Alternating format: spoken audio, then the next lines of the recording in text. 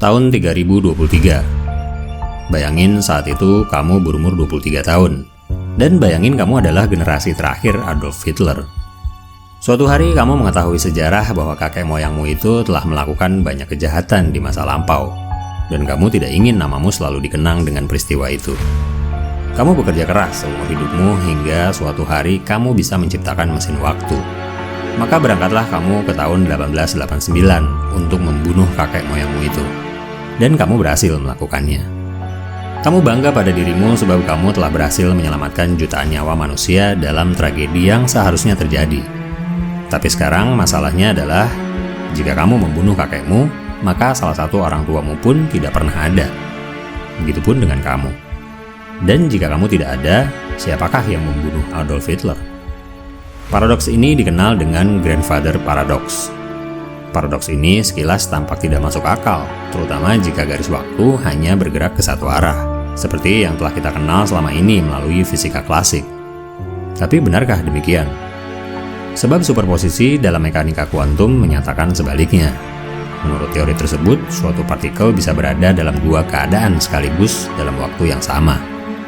Bayangkan superposisi seperti sebuah koin yang diputar. Gambar dan angka dapat muncul bergantian dalam waktu bersamaan. Artinya, ia bisa punya lebih dari dua realitas secara paralel. Jika kamu pergi ke masa lalu, apakah kamu menciptakan garis waktu yang baru? Ataukah kamu benar-benar bisa mengubah sejarah? Dan jika kamu kembali ke tahun 3023, apakah dunia itu benar-benar ada? Dan bagaimana keadaannya?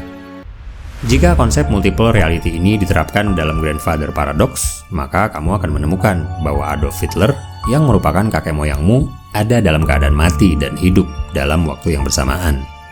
Begitupun kamu. Pernah merasakan déjà vu? Déjà vu di sisi lain adalah sebuah perasaan seolah kita pernah mengalami sesuatu di masa lalu, padahal sebenarnya tidak. Sebentar, atau sebenarnya memang pernah?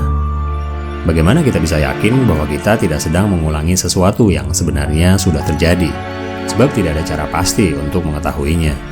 Kita bisa mengingat masa lalu, tapi tidak dengan masa depan kita.